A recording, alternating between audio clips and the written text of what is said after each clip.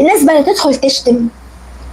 والله انتوا تعبين نفسكم على الفاضي، والله العظيم تعبين نفسكم على الفاضي. تدخلوا تبصوا تقعدوا تفكروا لي في شتيمه وتفكروا لي في حاجه انها ممكن تضايقني او كده.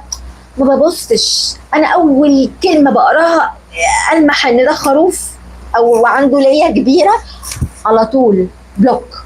بلوك على طول، ولا ابالي على فكره. بالعكس انا يعني يعني والله حتى يعني لا بضحك ولا ما بضحكش ولا بهتم، عشان بس يعني الطاقه بتاعتكم.